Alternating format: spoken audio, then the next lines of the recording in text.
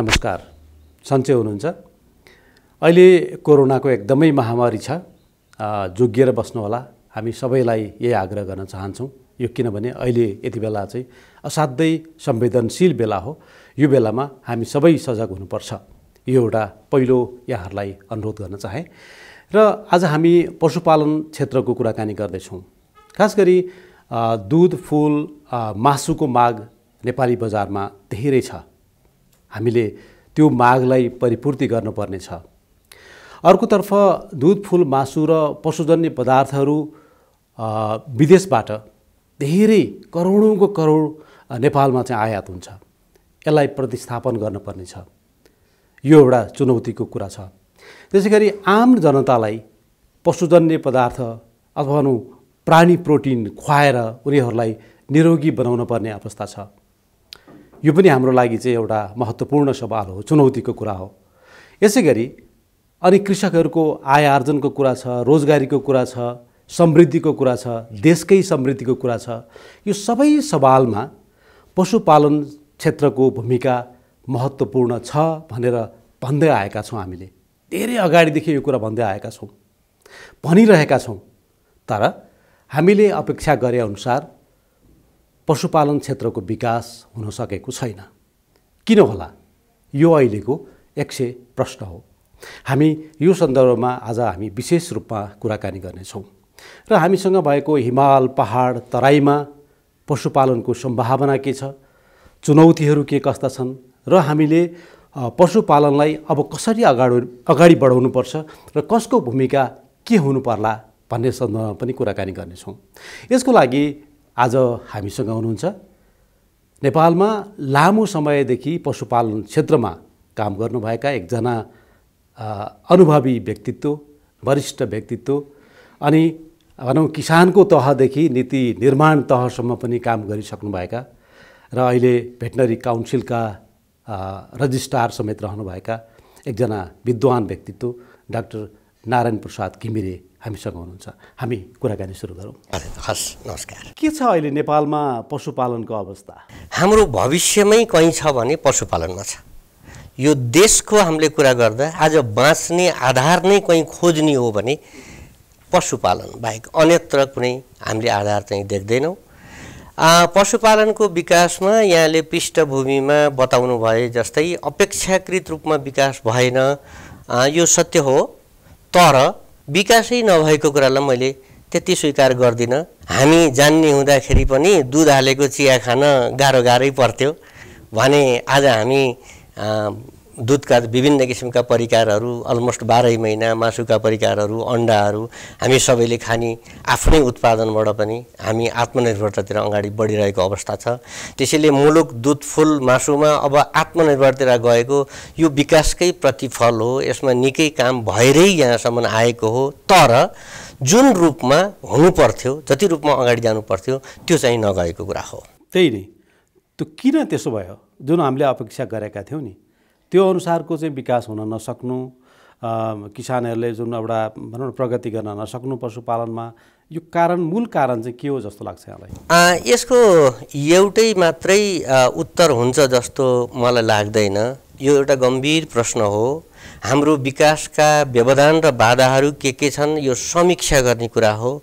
यसमा धेरै विषयहरू, धेरै पक्षहरू संलग्न छन्। एउटै पक्षले यस्तो भएको चाहिँ हो जस्तो मलाई लाग्दैन।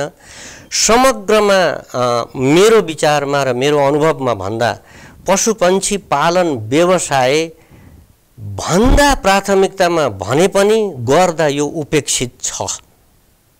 यो इतिहासदेखि आजसम्म राज्यले यो क्षेत्रलाई जति प्राथमिकतामा दिएर कार्यक्रम राख्नु पर्थ्यो त्यो हिसाबले राखेन।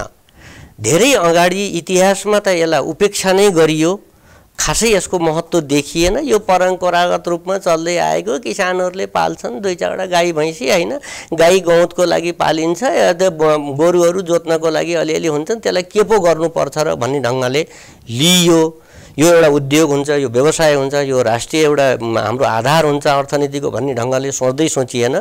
पछिल्ला केही दशकहरूमा आएर यसलाई कृषिलाई उच्च प्राथमिकता दिने भन्ने नाममा कृषि शब्दलाई राखियो। त्यसभित्र पनि पशुपालन, पशु चिकित्सा भन्ने विषयहरू त अत्यन्तै उपेक्षित नै हुँदै आए।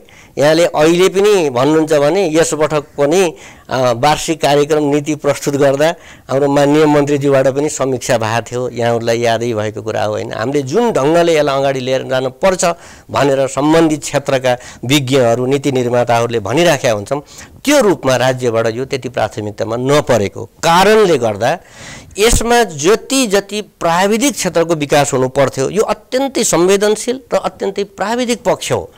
यो उपेक्षा गर्न नहुने विषय हो। यो मान्छेको दैनिक जीवनसँग गाँसिएको कुरा हो। तर यसको मर्म त्यतिका नबुझिदिनाले के भयो त, यसको जुन रूपको सङ्गठनात्मक संरचना विकास हुनु पर्थ्यो त्यो हुन सकेन। अब अर्को रूपमा जनशक्ति एउटा प्रमुख कारण हो। यो जति संवेदनशील विषय हो भन्ने कुरा यसका विशेषज्ञले बुझ्ने कुरा हो। यो विशेषज्ञ भनेको एउटा हुँदैन, यसभित्र विषयगत विशेषज्ञहरू हुन्छन्, उत्पादनगत विशेषज्ञहरू हुन्छन् हैन। जस्तो भन्नुहुन्छ भने दुधको लागि डेरीको छुट्टै होला, त त्यसमा फेरि थुनेलो रोगको लागि फेरि अर्को विशेषज्ञ होला। जसरी मान्छेको लागि नाक छुट्टै, कान छुट्टै, घाँटी छुट्टै, दिमागका छुट्टै डाक्टरहरू हुन्छन्, यसभित्र पनि भाइरसका डाक्टरहरू छुट्टै होला, ब्याक्टेरियाको लागि छुट्टै होला, प्यारासाइटको लागि छुट्टै होला। अब हामी त्यो जसले यो विषय बुझ्दै बुझेन उसले एकैताली पशु भनिदियो, सकियो।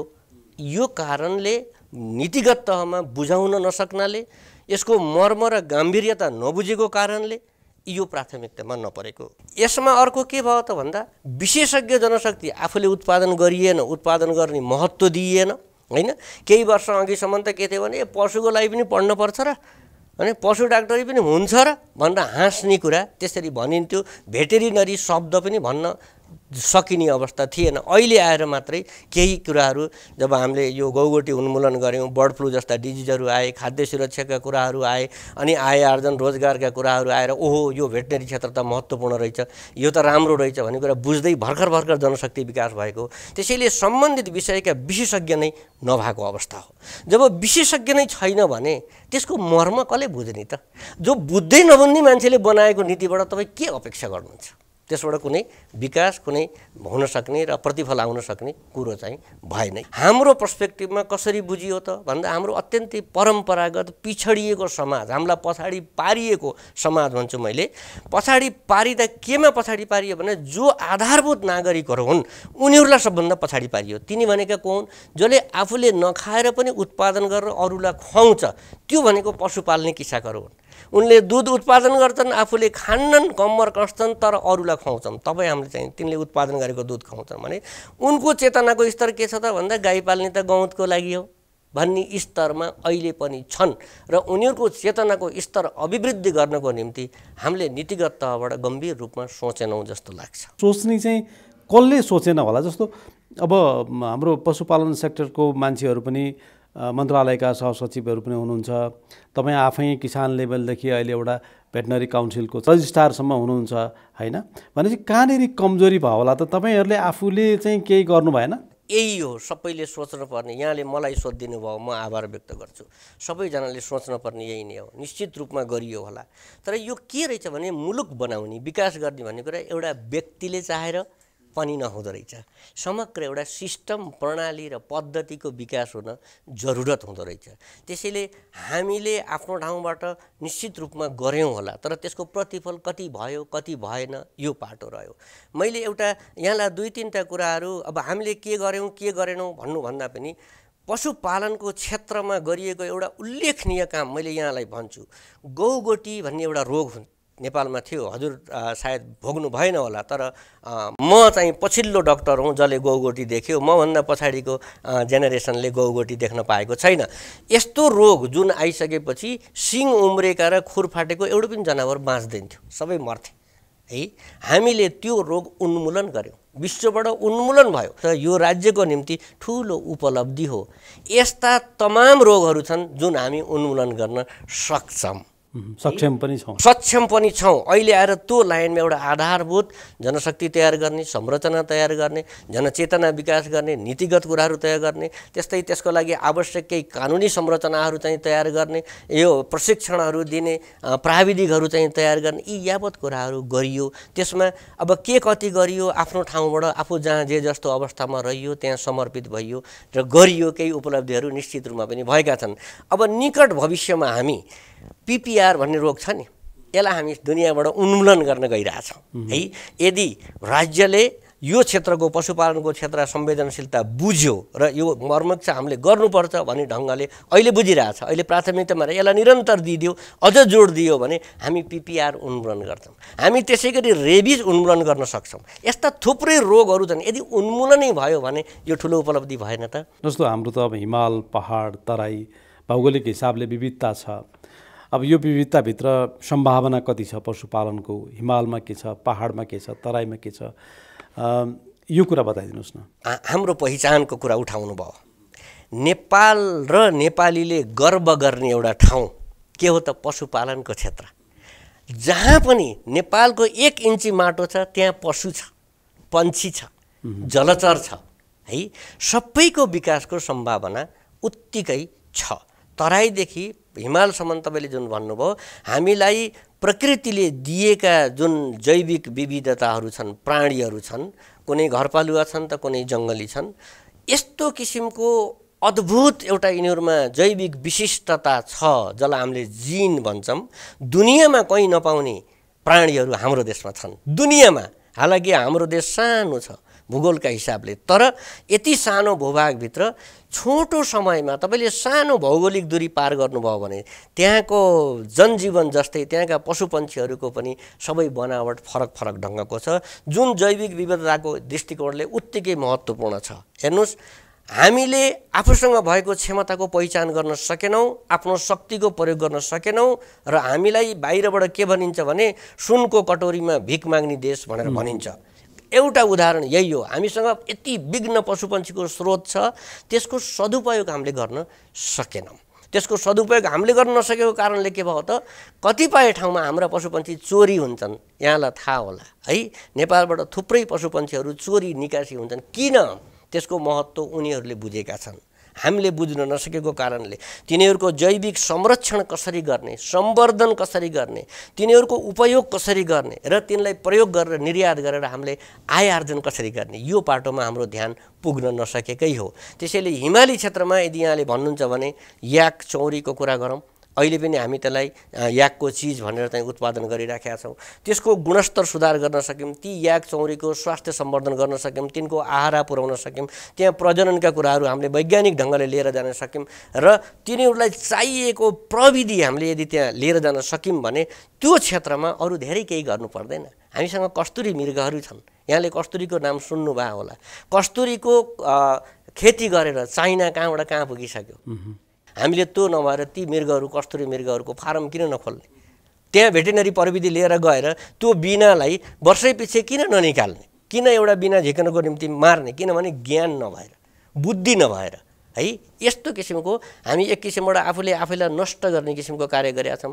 हामीसँग हाब्रे लगायतका, रेड पान्डा लगायतका वाइल्ड लाइफहरू छन् भने डोमेस्टिक एनिमलमा भ्याङलुङ जातका भेडाहरू छन् जुन अद्वितीय छ दुनियाँमा। कार्पेट उलको लागि सबभन्दा बेस्ट छ। च्याङ्ग्रा छ। हामी पश्मिना दुनियाँबाट करोडौँ अरबौँको चाहिँ पश्मिना बाहिरबाट चाहिँ आयात गर्छौँ। यदि हामीले च्याङ्ग्राको मुस्ताङ लगायतका, डोल्पा लगायतका क्षेत्रहरू जसलाई विकट हामीले भन्छौँ, विकट होइन वरदान हो, त्यो ठाउँमा दिएका प्रकृतिका जुन जिनहरू छन् तिनको संरक्षण गर्न सक्यौँ, फार्मिङ गर्न सक्यौँ, त्यसैमा उद्योग गर्न सक्यौँ भने हामीलाई कहाँ जानुपर्छ? कोही पनि जानु पर्दैन। विदेशीहरू यहीँ आउँछन् डलर लिएर आएर। हाम्रो ऊनको क्वालिटी बेस्ट छ पश्मिना, त्यसलाई किन ध्यान नदिने? हामी ध्यानै दिन्नौँ। ध्यान नदिएको कारणले आफ्नो स्रोत डिप्लिसन भएर गइरहेछ।